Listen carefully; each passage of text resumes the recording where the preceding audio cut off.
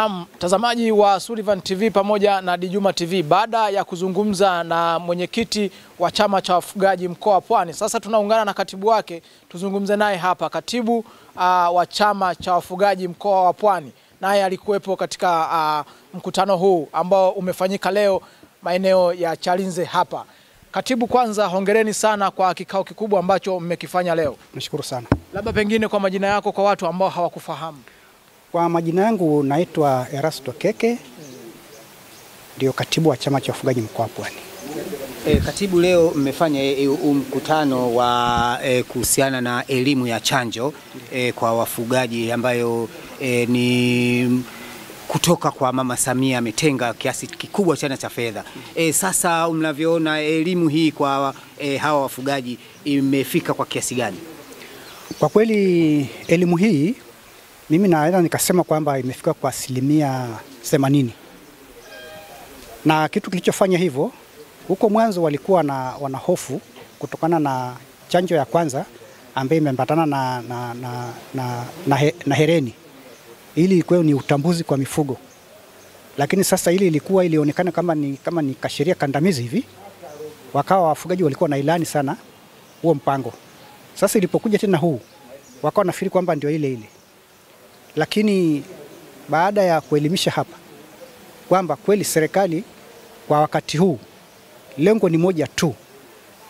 Lengo la kuchanja mifugo, na kuchanja mifugo, ukishachanja mifugo manake unaikiwa hereni.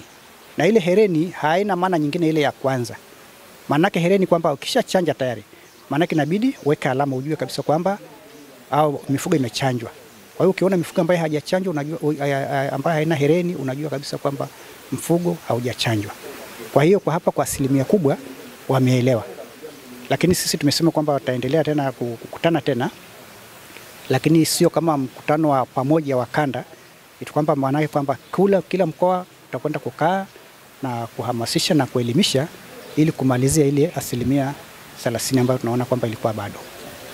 Labda jambo kubwa litaanza lini la uchanjaji?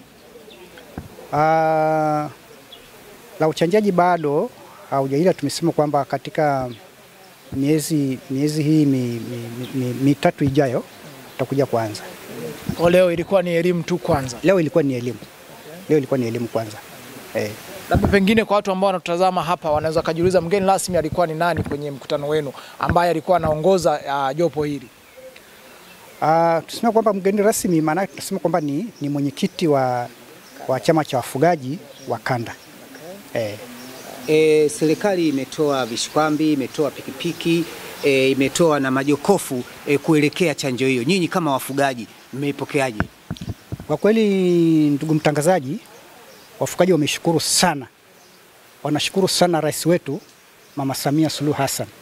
Wamesema kwamba katika jitihada za serikali miaka yote, lakini hakuna safari hii rais aliyefikia hatua hii. Kwa hiyo namshukuru sana, na tumeona kwamba na sisi sasa wafugaji tulikuwa tunafikiri kwamba hatutambulike, lakini sasa tumeona tunatambulika mpaka rais na ametupa mipango mizuri sana.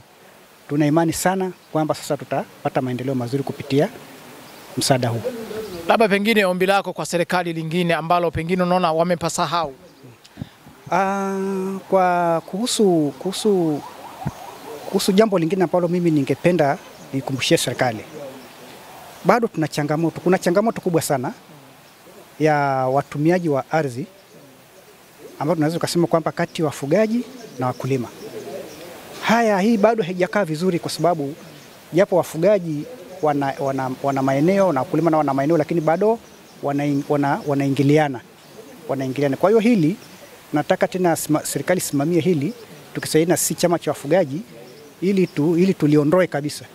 Ukiondoa hili kabisa basi hakutakuwepo tena na changamoto yote ya kuhusiana na masuala ya ardhi. Ukiwa kama katibu sasa, wito wako kwa wafugaji unawaambia nini?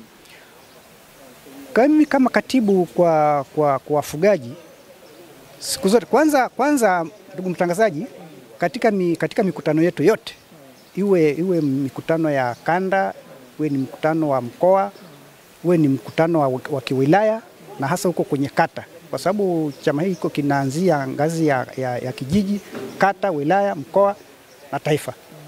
Kanda na taifa.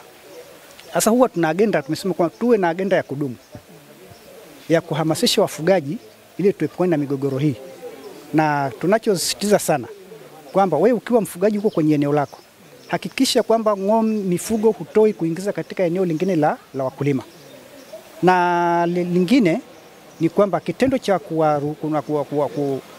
kuwaruhusu watoto wadogo chini ya miaka 17 wachunge, hilo liwe marufuku kabisa, tuachane na hiyo kabisa. Mifugo iwe inachungwa na watu wazima. Mimi nikushukuru sana katibu. Nashukuru sana. Asante. Na mtazamaji wa Sullivan TV pamoja na Djuma TV, tulikuwa Chalinze hapa.